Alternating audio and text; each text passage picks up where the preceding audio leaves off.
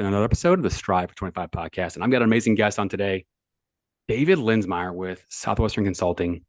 And with today's episode, you're going to be learning more about the how. How do you take yourself from where you are today to get toward and work towards the goals that you might have out there in terms of business goals, life goals, whatever it is, the how. How do you transform yourself, and what are the hurdles you may overcome, and the tricks of the trade from David Linsmeyer. So David, can you share with our listeners a little bit more about what you do? Yeah, I would love to, Joel. Thank you for having me. First of all, anytime I get to spend time with you, I'm down for that. So your viewers and listeners are lucky to get a piece of you as often as they do. So I work with Southwestern Consulting. We're the training and coaching division of the Southwestern Company. So the Southwestern Company is the oldest direct selling company in the nation. We've been hiring, training, motivating salespeople since 1855. We are older than the light bulb. And then our division is, like I said, the professional training and coaching division. So I coach salespeople, leaders, executives to level up in their lives and businesses. So we work with folks to drive more revenue, grow their sales, do it more efficiently, and then everything else that comes along with that. So work with a lot of leaders like you and some of your colleagues at Fairway on how to be better leaders and how to develop our people. And then, higher levels beyond that, leaders of leaders, trying to build teams, scale, executive level functions. So yeah, we help people form the right habits. We build people. That's what we do.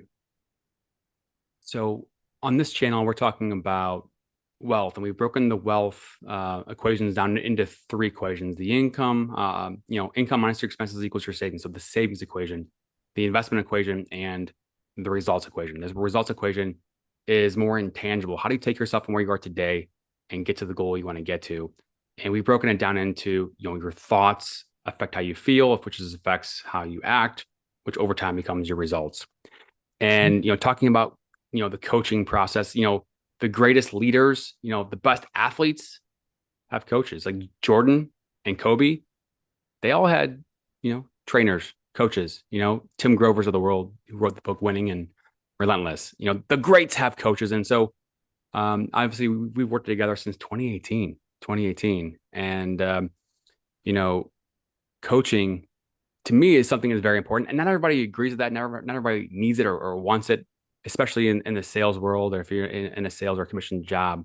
But in your line of work, what is the thing that you love the most about it, and why do you do it? Oh man, I mean that's a loaded question. You and I were both in sales, right? Like you sell mortgages, you help people get into homes. I work with a bunch of real estate agents, financial services professionals, insurance agents, and so a lot of the people that I interact with and engage with sell. And you hope that what you're selling is something that you believe in, right? That's at the heart of it. And I think, just as an initial thought, that's what I love most about it, because we essentially sell the idea of growth, right? We sell the idea of being better than we were the day before. So, this goes for anything in your life. You want to have a passion about it and a connection to it. And, we literally, when we enroll folks in the coaching, call it a life changed, so we don't sell coaching or sell someone on coaching. We change their life. And I truly believe that. So I think at the heart, the thing that I love most about it is I'm doing something that I'm passionate about and that has a direct impact on changing people's lives. And then there was so much in what you kind of just shared. There's so many perspectives around the idea of coaching or outside accountability. That word accountability, not many of us lean into it in this world, but just like you said, the best of the best know that seeking outside accountability is not a weakness, it's a strength.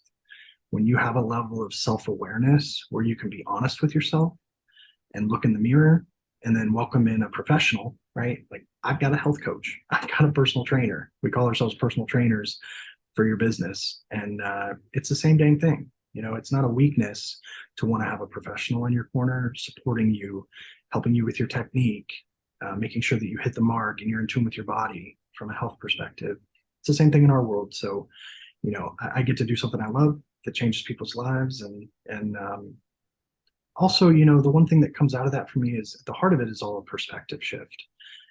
Part of the selling that I do, the life changing work that I feel that I do is helping people shift their perspective around what it means to grow, around what it means to sell, around what it means to lead. So there's so much wrapped into that. I love so much about what I do. Be in a position where I get to impact others, and be in a position where I get to truly make a change, not just within individual lives, but across groups of people, organizations, and families. So kind of coming back from the perspective of our platform and listeners, and we're talking about building wealth and talking about financial freedom. Literally, we're talking about financial freedom in the same sentence with somebody who may have no savings. It's a little crazy, a little outlandish to talk about financial freedom, which is this massive, big goal, which is way down the road for some people in their minds. And then coming back to today, where it's like, hey, you know what? I'm making an average wage. I'm not where I want to be. And maybe I'm not saving, maybe I'm saving just a little bit. And how am I going to go from where I am today to this goal of financial freedom or financial success or whatever you want to call it? On this channel, we call it, living life with the power of choice, to be able to do the things you love to do, spend the time you want to spend, having control of your time and not necessarily relying on a third party and being able to do things on your own terms. And so going down that path, it takes a lot of belief. It takes a lot of, consistency. It takes building habits. But then kind of relating it back to your profession and the experiences that you had with working with clients, what's the number one thing that you say that somebody has to overcome or get through, with that process of growth on their journey that you work with? So I'll actually I'll challenge the question a little bit. It's not one thing, right? It's a series of things stacked consistently over time. There are specific things that are probably foundational that need to be addressed. And I think, you and I have talked about Strive for 25 for a long time. And what I've loved so much about it is how connected it is to everything that I do, all the principles that are connected to helping people grow in their business. It's the same as any goal that we want to set. I mentioned the health example. Some of us have goals to get fit when we may not be as fit as we want to in this moment in time. Some of us may have goals to hit big numbers in our sales role or in our position where we may not be able to see how to get there yet. Same exact thing with your finances. A lot of your viewers, perhaps, and a lot of people in America today have these big dreams for financial freedom, but don't even know where to start. We've got this goal, but we're so far away from the goal that we have no idea how to get there. I mentioned foundational concepts, and I love that your tenets are based on thoughts, emotions, actions, results, right? Did I get that right? Yep. And I mean, you may be called back to things that we've talked about in coaching. It's the 5 tenets of self-talk. There's a really good book by Shad Helmstetter called What to Say When You Talk to Yourself. And in it, he says that success results from our actions. Actions are filtered by our feelings. Feelings are based on our attitudes. Attitudes come from our beliefs, and our beliefs are purely programming. What we believe about ourselves, our situations, our financial situation, our financial capability, our relationships, our ability to sell, ourselves, they are all founded in belief systems that we have that have been rooted into us since the time we were children.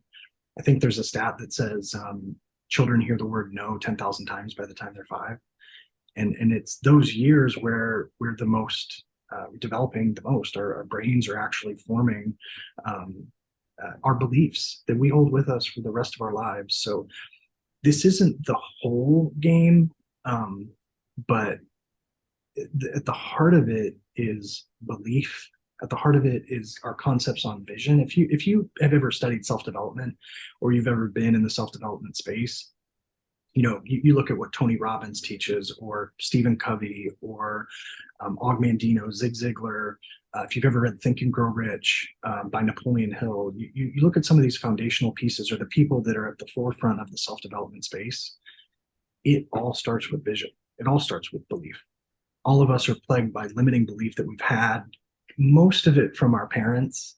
So the first part is giving them grace and forgiving past generations, because they have trauma. They had their own stuff going on too, and they didn't mean to ingrain in us beliefs that we have today. But most self-development work starts with the mind, right? It starts with belief, vision, and then, I mentioned Shad Homesteader's book. A lot of it is it's becoming aware and identifying what our current belief system is, and then taking a proactive approach to reprogramming our subconscious beliefs. And one last piece on this, Stephen Covey, The 7 Habits of Highly Effective People. I'm sure you and your viewers have heard of the book. If they haven't read it, if you haven't, you should. It's a classic. The second habit of highly effective people is to begin with the end in mind. And he talks about something called the creation rule. And what the creation rule says is that everything in this world happens twice. It first happens in our mind, and then it happens in reality. So everything that we want in life, if we can get that burning desire and the belief and retrain our mind to believe it, watch what happens on the other side. So kind of coming back to the journey of a client coming through the Southwestern process and working with you, for example, or your other teammates, can you kind of walk through some of the an example maybe of someone going through the process and maybe identifying a struggle and overcoming that struggle and putting some of these principles in place and be able to kind of come out the other side and starting to see some results along the way in the journey? Yeah, and I'm glad you called back to that for some specificity, because you asked what's the one thing, and I said it's not one thing. And then we talked about belief being a foundational piece. The coaching that we do, and I think any developmental work should follow the Socratic method, where most of your viewers, and you included, and me as well, we have all the answers inside of us, right? There might be some technical refinement, there might be some tweaks that need to happen, or some skills that need to be learned, but we know what we should be doing, right? We don't need a personal trainer to tell us that we need to get up and work out. So the Socratic method is all about asking questions. So a large part of our approach is asking questions to get people thinking and reflecting, and then obviously guiding to areas that we know are going to help people grow. So with that, it's not one thing that people need to overcome. It's a series of things, and it's different for everyone, right? I coach high level leaders that don't need a lot of technical support with how to sell, right? I coach a lot of folks that are already really efficient with their time. A lot of folks that have already done a lot of mental emotional work and have an understanding of and have put into practice the mindset piece. So it's different for everyone, and I think this is important for your viewers to hear too. We need to self-assess, or we need a partner in our corner, someone like you or your program, to be able to help us identify what our biggest areas of opportunity are. Is it with budgeting specifically? Is it with excess spending? Like, what is the specific thing that we need support on, or that we need to address and change our habits around? The path then, to keep it really simple, and then this applies very directly to your world and what you're working on with the people you interface with. There are foundational elements. Just about everyone that I coach and that I work with, if you can imagine like a stool, and the foundations to keep the stool up, there's really 4 main parts, and it's activity. So one of the first things we do is we help people identify the activities that are going to help them reach success. It's then time. So are you then working a schedule that helps you follow through on the activities, even when you don't want to, or even if you don't feel like it, where you set boundaries in your life and in your business to do the things that you know are going to help you be successful. And then third is mindset. Like I talked about, inevitably, when you change the activities you do, some of them more uncomfortable than the previous activities you were doing, you have to retrain your mind, right? So, and that includes what we call self-talk, which is positive affirmation work, affirming and speaking into existence, retraining our mind through what we tell ourselves about ourselves. And that also includes vision, which is a little bit different, connected, but different. It's having that clear picture of what you want. So, the crystal clear vision of what you want with your life in whatever area we're talking about. So it's activity, time, mindset, and then the fourth would be technical. These, and in my world, it's technical selling or technical leadership, like how to prospect on the phone, or how to ask questions to find a need, or how to call people to action. From a leadership perspective, how to confront underperformers, or how to run effective one-on-ones or meetings. So that's my world. In your world, it might be literal technique and skills at how to save, or how to set up systems so that things are organized, or the like.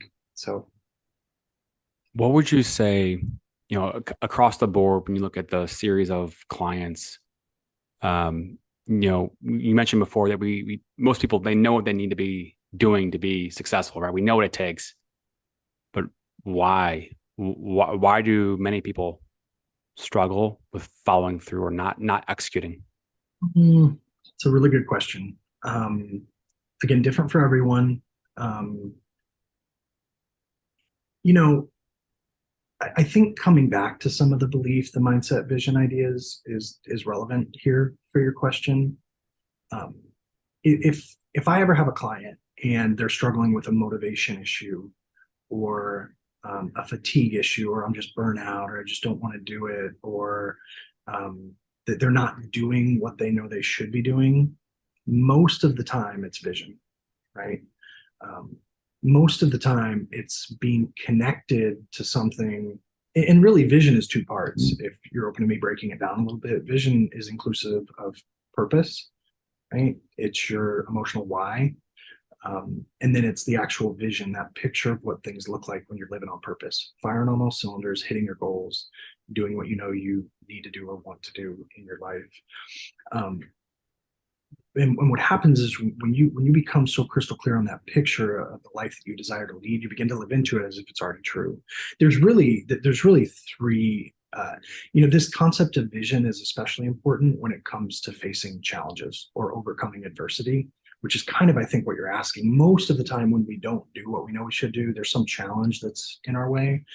And there's really, what we found is there's three reactions to adversity. There's people that struggle through it. There's people that are paralyzed by it. There's people that struggle through it, and then there's those that become stronger as a result of it. And the difference between those three, what we found, has everything to do with vision or lack thereof. If you take person one, who's paralyzed by their challenges, when they see a wall, that's all they see. If you compare that to person three, where when they see a wall, they're already thinking for ways over, under, around, or straight through the obstacle in order to achieve that long-term vision. What we say is that your endurance is directly tied to the clarity of your vision. Your ability to endure, your ability to push through, your ability to do the things that you know you should be doing, even when you don't feel like doing them, is directly tied to how clear that picture is of what you know you want to achieve in life. If we don't have that clear picture, then when we face challenges, it's that much easier to give up on them, right? And then the other part here that I think is relevant is the purpose piece. And I know, like, we've all heard concepts on purpose and what's your why, but many of us haven't actually dug into it. And I can tell you mine. Like, I can look over to my vision board on my wall right there. And I don't even need to look at it because I know it, but I can tell you that my purpose is to shape the world through sharing my genuine love for and curiosity in every single person that crosses my path. There's a lot to that, and it isn't just connected to coaching or selling coaching. It's connected to being a positive influence to anyone I come in contact with. It's to being a positive ambassador for the West if I'm traveling in Africa or the Middle East. So your purpose is your cause for why you're determined to live your life. It's the reason you get up and go to work every day. And here's the deal: if we aren't locked and loaded on our purpose, then it becomes that much easier to operate out of our emotions in the moment. What we want to help people do, what we found is that if people don't understand their why, they won't be able to execute on their how to. What we want to do, and what we do through coaching, and what I know you do through the work you do, is you want to help people start operating out of their purpose for why they do what they do, as opposed to operating out of their emotions or what they feel like doing. Because I'm sure you'd agree, if we only did what we felt like doing, we probably wouldn't do anything like 90% of the time, right? Yeah, totally. To kind of interject there for a second, I've said this on this channel many times that the word discipline, I hate that word. I mean, it applies and it's true. We need, people need discipline, and it's important.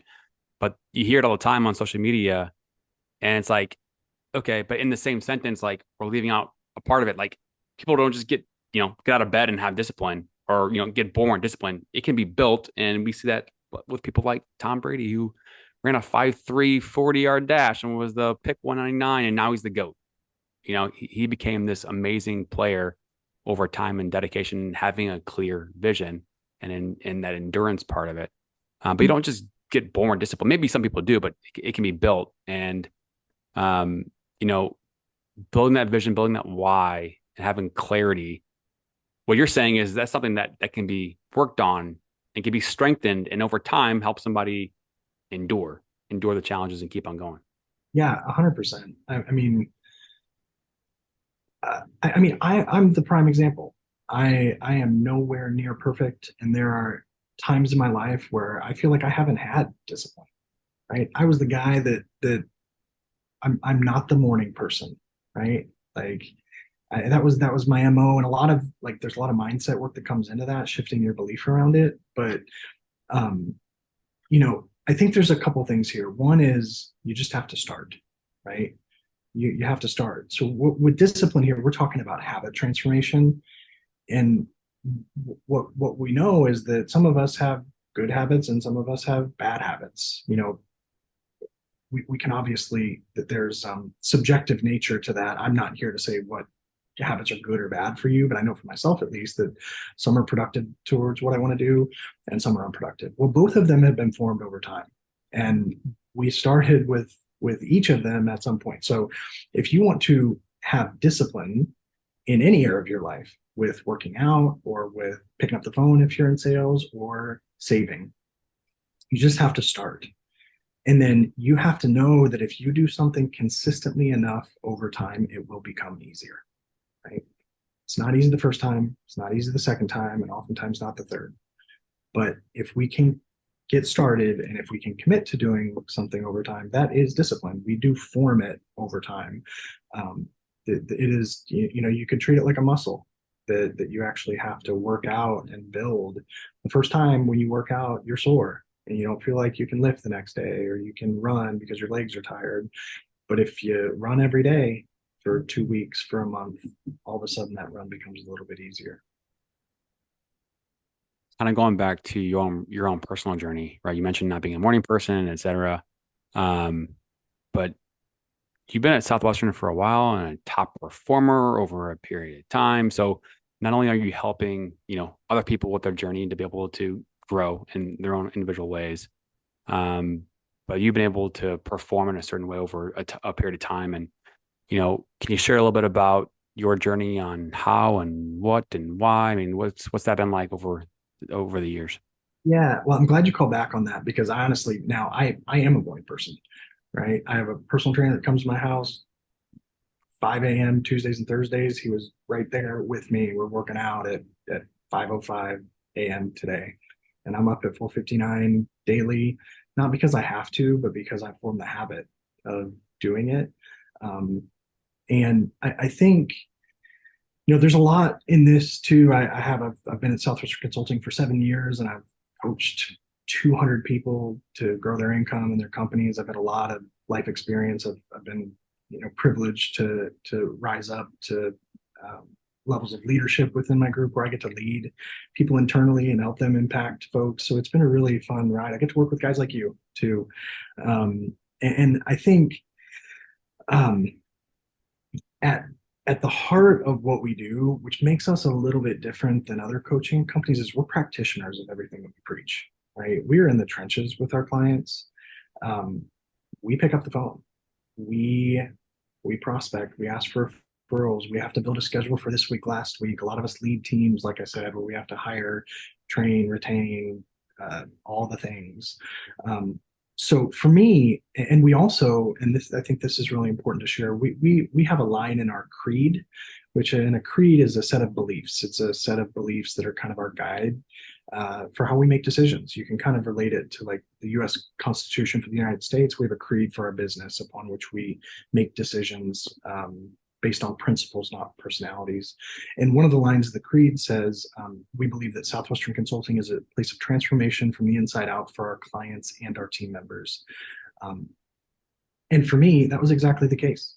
I think what's allowed me to have this success, I wasn't a morning person. when I first came on as a coach at Southwestern. I didn't necessarily have the best habits around prospecting. Honestly, I had a lot of fear around picking up the phone, a lot of limiting belief, a lot of self-doubt. I didn't know if I belonged, as I imagine some of your listeners may feel the same way in their respective situations in life.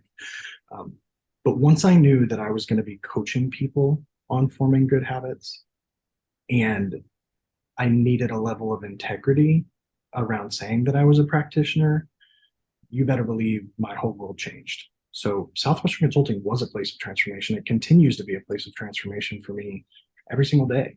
You know, my role is to show people through example what it means to lead or what it means to sell or be present or show up. And so through the practice of like through being a practitioner, um, my world has completely changed, right? Not that I was in a horrible place when I first started here. I just knew that I could be better in certain areas. I could be more efficient. I could be more effective. I could be more present. I could show up in better ways. So it's it's a true honor to be in a world where I get to coach guys like you, but at the same time, that relationship holds me accountable as well to becoming my best self. Um, and it's a neat world because when I'm showing up as best I can, my clients get the best results, and it's very synergistic in that way. So In this current environment, talking about prospecting and uncovering needs and having a conversation, can you share a little bit about what you're seeing out there in this current environment? Because you're obviously helping people in different industries, and again, I'm in mortgage, right? So I'm just one example, but across the board, what are some of the things that you're seeing right now for people that, hey, you know what, I need coaching because of XYZ, or what's the struggle or pain that's out there right now for a lot of these industries? well, it's no secret that like in your space, in mortgages and real estate, the market is different, obviously, than what it was in 2020, 21, 22.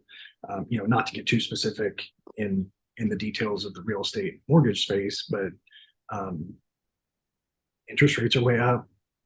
Inventory is not there. I mean, you know this. I'm preaching to the choir here, but it's important to know because um, most people perceive the challenges in their industry or in their space um, as things like market, right? As market or what competition is doing, or quite honestly, all the things that are outside of their control. And again, I'll call back to like the perspective shift piece that I'm privileged to be able to attempt to impart on people. Um, Most people in this world choose to focus on that which they cannot control: the weather, the market, what other people think about them. One of the core tenets of what we do with coaching is helping people just focus on, build confidence in, and execute on the things they can't control. Um, so, you, you know, um, when you talk about what challenges are people facing, or what does the horizon of some of these different markets look like, um, there's a way to keep it really simple. Like we can look at the spaces that people are in and kind of perceive the markets, and there are challenges, right? We have to be aware and we have to adjust. Like if interest rates are higher, it might take more phone calls, or it might take more apps or credit pulls to be able to convert the business. But as long as we have awareness around that and we can control, like we focus on what we can control, then you can have success, right? We try and preach the abundance mentality, where it's not about the market, it's not about what other people are doing, it's not about your space necessarily. If you can have abundance and come to things with a servant's heart and truly focus on helping others and go to work in line with what you need to do, what you can control, then you can hit any goal out there. you know and the same applies for financial wellness and being able to save. It doesn't matter where interest rates are for home prices. It doesn't matter what's happening with all these external circumstances, as long as you know what you need to do and you can build confidence in your controllables, um, do your part. You can get anywhere you want to go. You mentioned a couple examples of controllables, the inputs of, hey, you know what, in this environment, maybe it means more phone calls or more applications or whatnot. Um, are there any other examples of things? You use the word abundance, focusing on abundance, right? And focusing on things you can control abundance. Can you share a little bit more and dig a little bit deeper on What does that Yeah. mean across different kind of genres or industries? Well, honestly, it all of it should stem from the things we talked about before. You can talk about vision, you can talk about goals, and let's take health for example. Again, let's step outside of the business realm for a minute. Um, if you have a goal to be 175 pounds with a percentage body fat of 12.5 or whatever your goal is, or that picture of what you want things to happen, there are certain activities that tie to you being able to get there. And there's a process. And honestly, this is really fresh for me because with my personal trainer, I actually have two. I have a personal trainer that comes to my house, and I have a health coach that I do calls with for nutrition, which is really cool. Um, we mapped it out that 2 pounds a week is the game. And quite honestly, that's still the result. The game is finding the activities behind the result. So my activities are tracking my macros, which for those of you that aren't aware, it's your protein, your fat, your carbohydrate, like the makeup of what is in the food you put in your body. It's my exercise. So, and really those are the two main ones. So those are my two controllables. Those are the two inputs, the highest level of controllable activity that lead to my result that I want. And you can do that for anything. If you call it a financial savings goal where you want to have $1 million in the bank, let's go. Back end it out all the way down into how much you need to save and where that money's coming from or what sources you have. Those are your controllables. There are things that we can all control. And as long as we do them consistently over time, you're going to get to where you want to go to. Not that there isn't challenges along the way, right? That's the tricky part. That's why we talk about activity, time, mindset, because what happens is you set a goal, you back end it out, you do it for a week, and then you get kicked in the teeth. Right? You have a hospital bill that comes up, or you have some other event that happens, and most of us we get thrown off our game, right? We throw our hands in the air and say, "Oh, I could have hit my goal, but this thing happened." Right? We again blame it on an outside circumstance. The best of the best are so laser focused on the end game and that which they can control that nothing phases them. Right? Obviously, you might have to course correct. I'm not so naive to think that a $5,000 hospital bill isn't going to impact your ability to save. Um, but the best persevere. I love that you bring that up, and the whole idea of course correcting, because yeah, life is not linear. It's a series of ups and downs, and it can be exponential. Growth is exponential. It's not linear. And, you know, hitting the ground, dusting yourself up and getting back on your game, um, and kind of resetting. And this is something that we've done many times, like, okay, we put some goals out there on a coaching call, and then how many weeks go by and we're not getting to where we want to go. And it's like, you know what, we got to just reset and regroup and reallocate where we want to be focusing our energy on. Can you think of any examples of somebody that in the last, couple of years that did, went through the process and had this amazing transformation and either did something that surprised you or did something like unconventional or anything along the way that just, showed somebody just really putting the work in and having that transformation? Yeah. One thing to note, because it came into mind, like the course correct and the reset. An important thing to like really reflect on and think about. Like everybody talks about balance, right? Like you want to live a life of balance.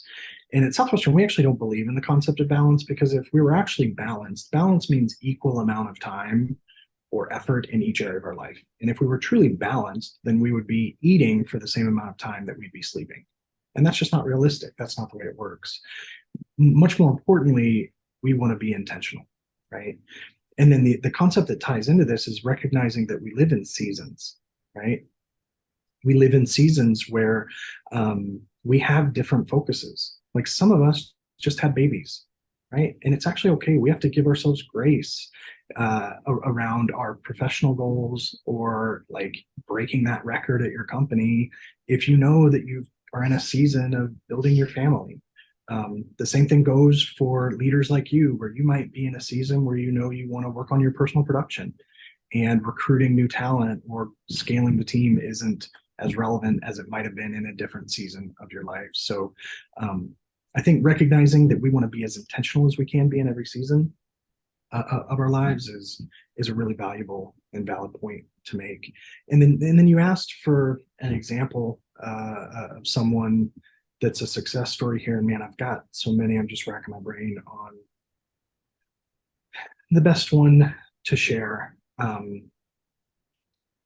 Steve Smith is a really good example. Steve Smith is one of the top realtors in northern Indiana. He's actually the number one realtor in Michiana, which is the area of Michigan and Indiana, for those of you that don't know. And Steve leads a massive team. They do a lot of work for large developments. He's got a team of 5, 6, 7 internal sales folks that work on the Steve Smith team. He's got a couple independent agents. He's got a development team. He's got a large team for his little real estate company. And, Steve not only has really impressed me with his ability to really grab onto some of the ideas around time and setting boundaries. That was a big thing for Steve in his world. If you can imagine, if you've got 30 employees and you're the guy, right? Everybody wants a piece of your time. Everybody wants to put that meeting on your calendar. And as humans, guys like you, me, Joel, we want to make everybody happy, right? But what happens is when we try and make everyone happy, we don't make anyone happy, especially not ourselves. So part of Steve's journey was reprioritizing how he set boundaries and chose to spend his time. And then what came out of that was recognizing that while he had worked to a high level and saw himself as, executive level within his organization, it made a lot of sense for him in this season of his life to re-engage as a sales management component of his group. So he could be in the trenches and running one-on-ones with his team, be back in the field selling with them, not forever, right? But in a period of time while he figured out how to build the systems and make sure that those pieces were tight in his business, so he could get to the point to have the system and be able to bring somebody in to do it. So I hope that's the story that you were looking for. I love that. And, time and systems and follow through, all those things. It kind of taking it from a broader perspective. When you look at the leaders and people you work with, is there one or two or many more consistencies that you see for the people that are having that successful process of growing? Is there a commonality that you can kind of pinpoint? Yeah, I think just simply the concept of coachability is important. Many people think that they're open-minded and they think that they're coachable. When I engage with folks in coaching, I challenge them to be more open-minded, more coachable than they've ever been in their entire life. Most of us have tried some of these things. We've tried to budget. We've tried to save.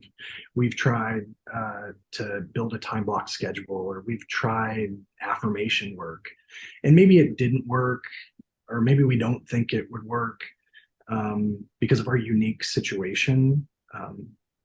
But I challenge folks again to open their mind to achieving things that they may not have previously thought were possible.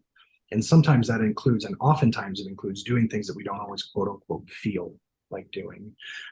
So coachability, like next level open-mindedness, like essentially kind of just like wiping the slate clean, coming in and saying, hey, the only thing I know is that I don't know everything, right? I am a clean slate, train me, guide me. And that's really hard to do because a lot of people that I coach are extremely successful. They're guys like you who are already top performers in their industry and their company. But if you can have that humility to truly, truly kind of like tear down and peel back the walls that we have around what we think is best, and really be open-minded, that's huge. And then another concept that plays right alongside that, like I coach frontline salespeople, right? There are a few from your team some time ago that were in coaching. They were salespeople, right? So we coach frontline salespeople, the brand new producer, all the way up. I coach folks that run 400-person teams at Fortune 500 companies. Most of the people I coach these days are higher level leaders and executives or top performers in their organization. So there's not a lot of like, hey, here's how you go get a deal, or they really need to figure out how to sell. They're looking for that next level of growth. And what comes to mind here is the concept of like never arriving. We always say that there's no finish line. It's not, you can take time management for an example here. like you don't get to a point where you say, okay, now I'm efficient with my time. Like my time is managed. Like I'm good. It is a progressive game and we have never arrived. So you asked for like what's one theme within clients that get results is, they're the clients like you that I've been working with for 3, 4, 5 years that they don't see coaching as like, okay, let me get through this piece and then I'm good. There's always that next level of growth. Um, Jeff Schwantz is a huge example that comes to mind here. Jeff is a senior leader at a Fortune 500 company, and he actually wasn't in sales when he first started, so it's not like he grew up through the ranks. But I've coached him for like 5 years through transitions and through different life events, and the way that he sees me as a partner in his corner to be able to guide him to that next level is it's really inspiring actually, and it's an honor to be on the journey with him. So Yeah, the idea of continuing to push the next level, not arriving, it's an intangible. You can't touch that, right? Like how do you get that? How do you gain that? How do you build that type of mindset to keep pushing the next level? Because on this channel, we talk about so much that like it's easy to get stuck in your comfort zone, this equilibrium where things get tough and then you work to get out of it. You get back to equilibrium and then maybe you start to see some gains, successes. And sometimes those successes and gains can be just as uncomfortable as when you're down here and get kind of stuck in that equilibrium. And I'm a guilty victim of that myself in my own regard, right? Trying to push through those levels. Any thoughts on how does somebody push through and get past those types of limitations? I think it's at the heart of coaching, and I love how much correlation there is between what you're talking about there and just the world that I live in.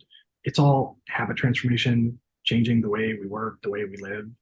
um, what we see as the value in coaching specifically is it's the chance to step outside of the business to work on the business.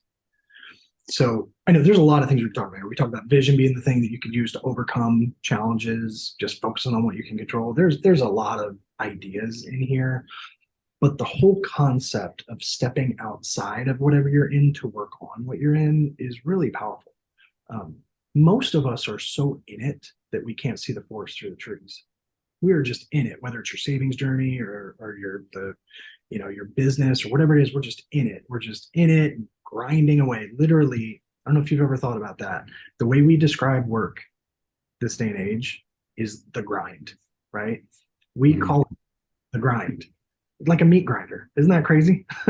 Yep. So we're just in this meat grinder, we're just grinding away. And most of us, we don't look up for 2, 5, 10, 20 years of our life. And we're like, man, where did all the time go?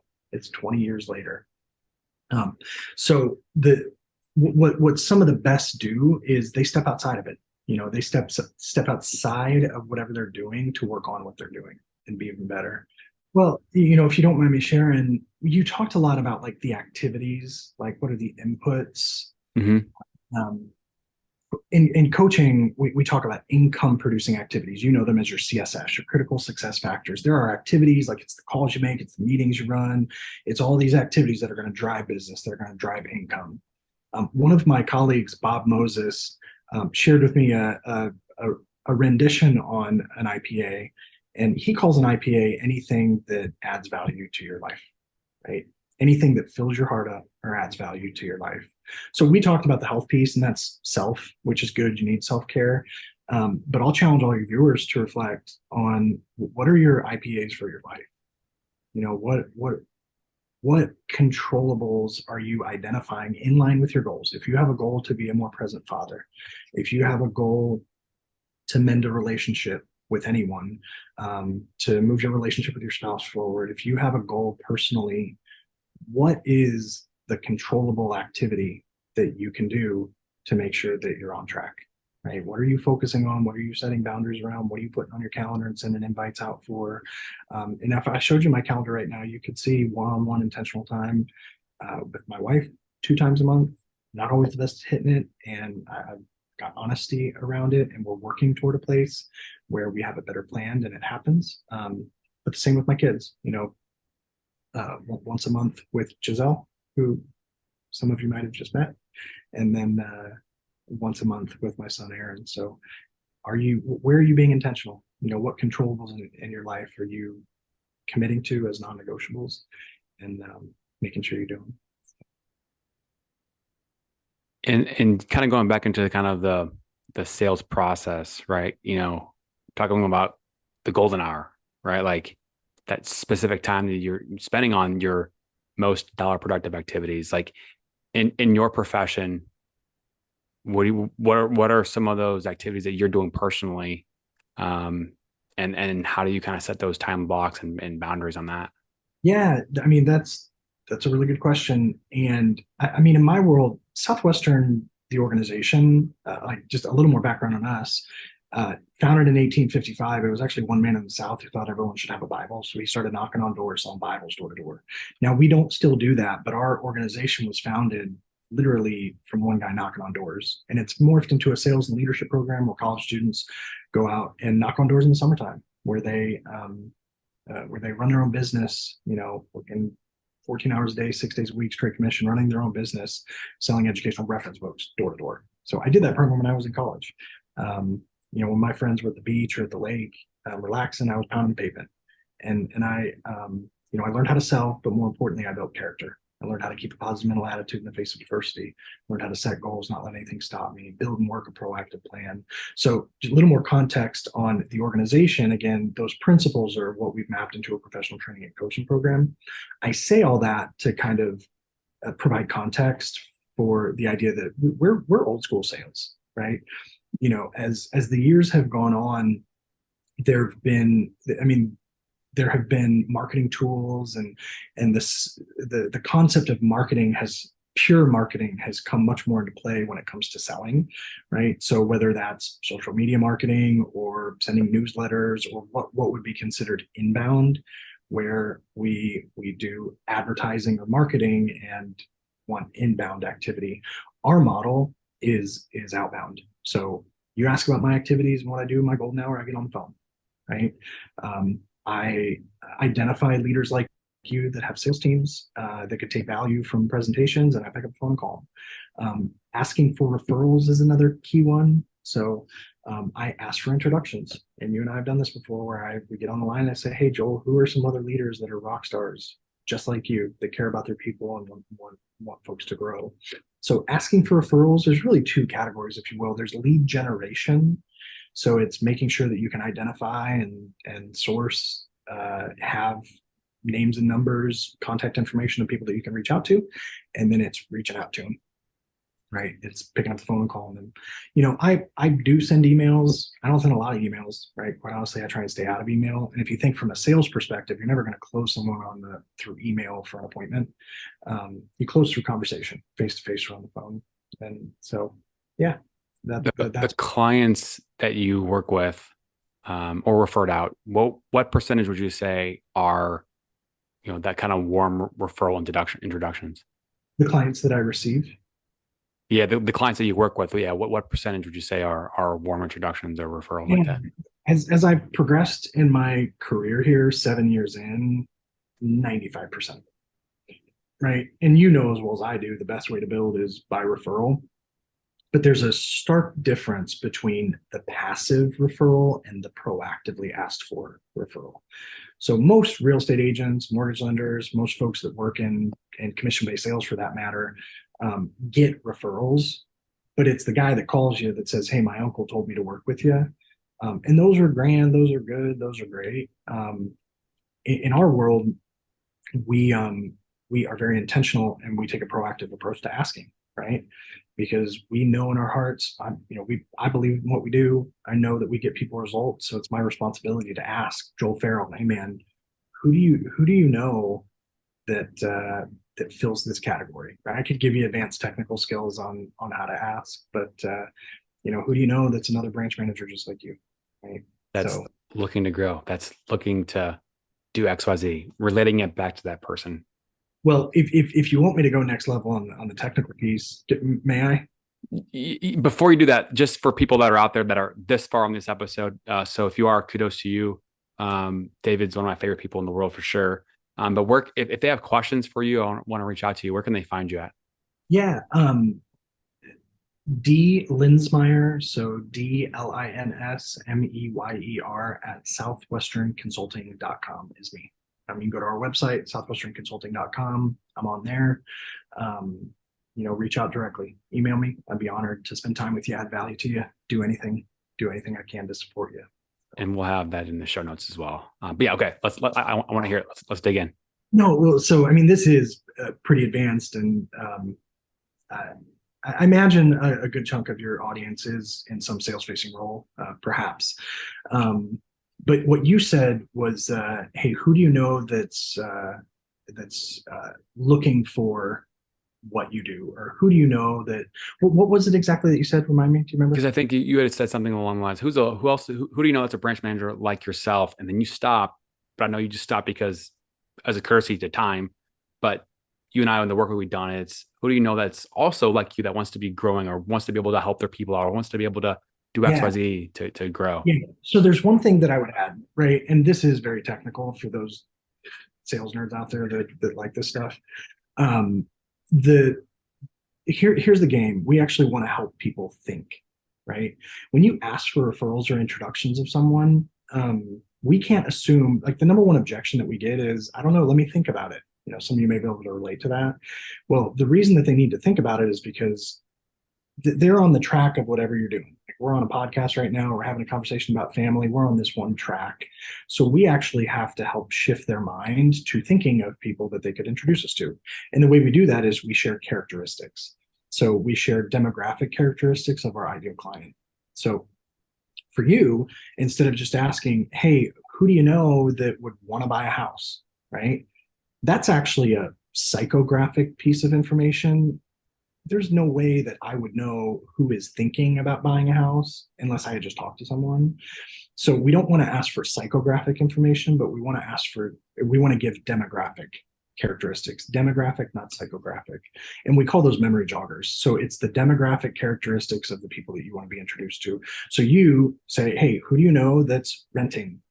Who do you know that just had a baby, that just got married, that just fill in the blank demographic characteristic that gets people thinking?" And if you do it, if you help people think, they'll be able to come up with folks to refer to you. So You mentioned earlier, about the sales process or coaching process, and it's asking the right questions. And my question back to you is, why does that work? Why is that so powerful? Why does the process of asking a question, that person having to then answer, why does that change the outcome? Well, I mentioned it in reference to coaching. Like, the Socratic method is all about asking questions and getting people to talk and reflect. And essentially, coaching is a sale, right? So when I coach Joel Farrell on making changes with how he approaches his time, I have to sell you on the idea. I want to get you bought into the idea and motivate you to change and help you take action, right? That's essentially what selling is. Selling is helping people identify a need or an area of opportunity and helping them move, take action, or close them, right? So, where questions come in is just understanding that selling is not telling. I can tell you to do something, but that has no bearing on whether or not you believe it, you're bought into it, you're connected to it. It is even important to you. I might not even know if that's actually what you need to be told. So there's a number of things that questions do is they qualify in a way, right? It's actually, the Socratic method in a way is exploratory. It's consultative, where it's my job to ask questions of you or my clients or our prospect and say, "Hey, tell me about what's going on. Tell me about how you manage your time right now. Tell me what you're currently doing. What does it look like? How do you feel about that? What challenges are you facing? What do you think about that?" So actually asking questions to explore and consult is really important. And then through that process, there's a stat. People believe 25% of what you tell them, and they believe 100% of what you can get them to say, right? Also, 75% of stats are all made up. I don't know if those are the exact numbers, but it's somewhere around there where people believe less of a percentage of what you tell them that they should do, and they believe more of a percentage of what they say they want to do. So instead of telling you, Joel, hey, you should get into coaching because it's going to change your life, it's a better, more effective approach is to say, hey, Joel, why would coaching be so impactful for you? And then you say, well, man, I know that I need some accountability and my time's all over the place. I know it would make me happier. Great. Well, if it did do that, would you want to do it? Okay, let's go. Right. So yeah, questions are at the heart of all selling, right? And any seasoned sales veteran, I'm preaching to the choir here. It's not a secret that it's not about what you tell people to do, but it's about the questions that you ask them to get them talking about, reflecting on, and identifying with what's most important to them. I love that we touch on that because it's just so interesting. Because when you look at stuff from the outside looking in or above, right? Like, and you say, and you look at the information that's being pushed across the conversation, right? Like, if you ask questions versus if you tell, it's the same information, right? It's just like a can of Coke has the ingredients on the side of the can, but if I make it versus if Coca-Cola makes it, it's going to be a different product. The formula matters. The sequence of events matters. It's just so interesting. It's the same damn information, just done in a specific way in a certain order, and you're going to have a different result. And kind of going back to habits and taking a chance and doing things, like, you're not going to learn that stuff overnight. It's going to take time and repetition and practice to be Yeah. able to perfect it. Well, on the question piece too, a big thing to note is buy-in, right? Um, and this is really more connected to like how to ask questions as a leader or when you coach people. Like, we kind of framed it in the sales conversation. If I can get you talking about the things that you want to do, then you're more likely to do them, or they're more connected. But when it comes to like leading people, if we want to impart change, people have to be bought into that change. And the way that you get people bought into the change, or forming different habits, or making a transformation in their life with their finances, health, sales approach, whatever it is you first have to help them see that they have a need. And the way that, again, preaching to the choir for the sales veterans out there, but we ask questions to help identify areas of opportunity. And then if you want to take it a level further, we want to help people not only know that they have a pain, but we want to help them feel the pain. So, me asking a question of you, Joel, hey, how are you currently managing your time? And you say, I'm just reacting to everything. Well, go deeper with me for a second, man. How's that impacting things? What's the cost? How does it make you feel? What are you missing out on because of it? Well, I haven't been home until 10 o'clock each night this week, and I haven't put my kids down. Great. Is that what you want? No. So in sales terms, when we train or lead or coach people, we actually have to take people down the pain funnel a little bit. We have to help identify the pain through asking the question, right? Hey, what's going on? What's the area of opportunity? What are you currently doing here now? How does that make you feel? What's the impact? We have to take them down a little bit and help them feel the impact of their lack of action or the actions that they have. And then show them whatever the solution is. And that's usually what you want to train or coach or develop them around.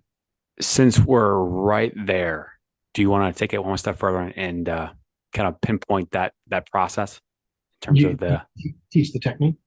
Yeah, the acronyms, the acronym. Yeah, I can. Yeah, 100%. Joel knows it because we've been in coaching for so long. Yeah, we actually teach a technique called CPR.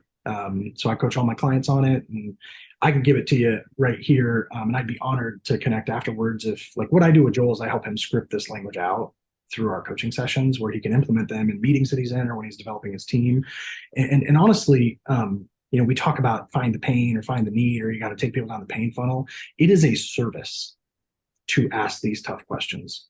Most salespeople, most leaders are scared to ask these questions because they don't want to offend people. They want everyone to like them. They're not committed to asking the hard questions that actually move people to action. So this technique is something I've taught Joel, and like I said, I'd be honored to connect with you afterwards if I can share any insight on how to apply it in your life, business, with your team. But the acronym is CPR, and the C, it stands for cut. So you got to cut open a wound. You have to ask a question that opens up an area of opportunity.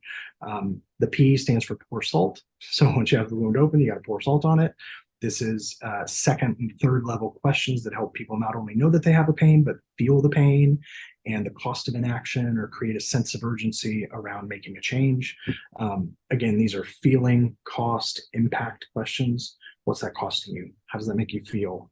What are you leaving on the table because of that? And then the R in CPR stands for remedy. So remedy is then whatever the solution is, right? So, Joel, are you building a proactive plan? Oh, you're not. What's that costing you? What's the impact? Oh, you can't sleep at night because you're thinking about everything and you're overwhelmed. The P and then the R is remedy. Well, hey man, if I could share with you a technique that would help you overcome that, would you be open-minded to it?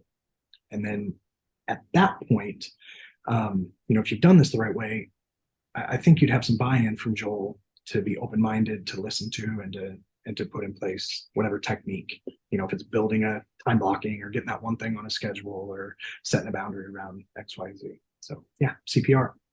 Love it. Love it. And there's more that goes into the whole process, but this is a very, finite part of it. So I love it. Kind of going back to you specifically. So a couple things. One, this journey that you've been at Southwestern for 7 years. Is there a point in the journey that you can look back as like this transformational, moment that maybe it's a struggle, maybe it's a pain, maybe something along the way that's changed the way you look at things or changed the trajectory of your path? And again, I'll say it again, Patrick Bet-David calls this the paradigm shift moment, this point that just changes the trajectory. Hmm. I think it was way back when, and I kind of alluded to this around my initial journey. When I first started here, um, we have a minimum 10 years sales experience to become a coach. You got to go through a rigorous certification process. You got to be a rock star. We actually have a hashtag that says I fly with eagles. Because if you can imagine, like, top performers, we're all top performers. We've all built and sold businesses. We've all been like the dude or gal. And so all my colleagues are rock stars and step into the space where I'm actually living, and I got to show up and do all the things that I'm going to be coaching people on. And, I had a lot of fear, right? I had a lot of self doubt. I shared this a bit ago. The paradigm shift for me was recognizing that I could do it scared. Um, I actually have affirmations on my wall. I just shared, my purpose statement, but I have an affirmation that says, "Fear is a part of life. What do I do about it? I embrace it. Fear fuels me. Fear makes me better and makes me stronger. I'm a master of my emotions. Weak is he who permits his thoughts to control his actions. Strong is he who forces his actions to control his thoughts." So going through that initial process, like, and I don't know if it was quite paradigm shift, but um, there were moments where I didn't feel qualified, right? Like, how am I going to coach Joel Farrell, who's 20, 30, 40, 50, 60, $80 million producer in mortgages? I've never sold a mortgage in my life, right? I'm brand new to this. How is he going to take value from me? So, it was then, the other side of it then was falling back on the principles that I had been trained to coach my clients on. Like, if I just help Joel do these basics that I know are going to help him, it doesn't matter, right? Through like tried and true principles and through helping Joel just form habits. I don't need to coach him on how to close 20 million in a month or do this ninja thing that I don't even have any idea how to do. Getting out of my own way, and I think the other thing that comes in here is the whole servant piece. I stopped thinking about myself, right? It wasn't about my fear. It wasn't about my self-doubt, my inadequacies, what I thought about me, but getting to a place where I knew that if I just laid it all out there for guys like you, um, then you'd feel it, you'd know it, I'd feel better, and I did that, and the rest is history. I know we're kind of coming up on time, but a couple more questions. Is there somebody along the way in your journey that, maybe went out of their way to give you some extra info or help or guidance, or internal, external, anybody out there that along the way that's been that extra piece of help? So many, man. I've got a really cool role where I get to coach people, but I then become an expert. And like I've coached you for 4 or 5 years, and through coaching hundreds of mortgage loan originators, I can run with anybody when it comes to my knowledge around building a business in the mortgage space. Same goes for insurance, financial services, automotive, direct sales, you name it, right? My confidence with being able to live in these spaces has grown because I get to walk alongside guys like you. So all of my clients have been instrumental. Like we have a cool gig where we get to coach people and get paid to help people hit their goals, but we also get to learn, which is really cool. So I'm learning every day from every single one of my clients. But if there's one, or even if there's two, I mean, they're my leaders here, right? Dave Brown, Emmy Brown, they're the ones that bet on me. They're the ones that, I talked about as you come into a coaching relationship, you have to kind of like wipe the slate clean, say the only thing I know is that I don't know everything, guide me. You're a young Padawan.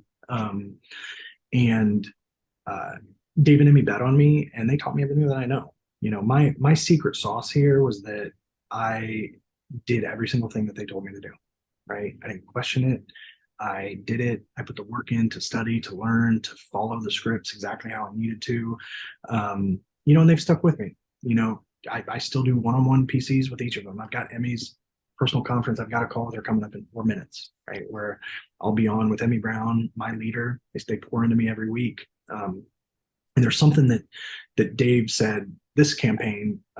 We work in campaigns, 6-month periods of time, and I told him that I was going to break records this campaign. I told him that I was going to stretch and achieve things that nobody had achieved in our company. And the one thing he said to me sticks. And he said, no matter where you're at, don't stop believing. Right? No matter where you're at, never stop believing. And I was sitting on one life changed 2.5 months into the campaign.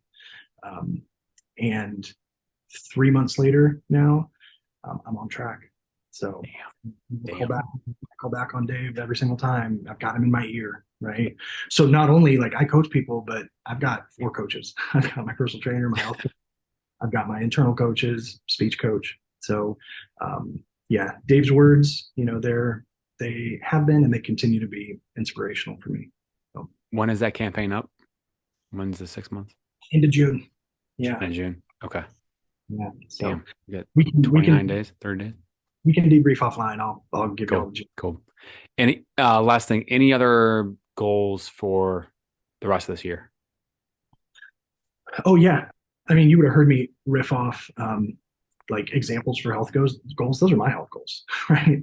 175, Cool. BMI of 12.5. I've got travel goals. I love to travel, and trips that I want to take. I want to take my family to India. My wife is ethnically Indian, born in Texas, but her grandma's in India. So we're planning a trip to India just start of next year. So trips, growing my team. So I lead a team of coaches. And that's where my goals have actually turned to. That's the heart of my goals. It's old school Zig Ziglar. If you can help enough people get what they want, then you ultimately get what you want. So there's been a shift where I have my own production goals, but my number one goal is to help my team be the best that they can be, because they're the best they can be. I know I'm going to get everything in return. So. Love it. Well, thank you so much for making time and joining us on the show, and can't wait for next time and hear more about the rest of goals to come. And we'll talk soon. Yeah, good seeing you, Joel. Appreciate you. All right. Thanks, David.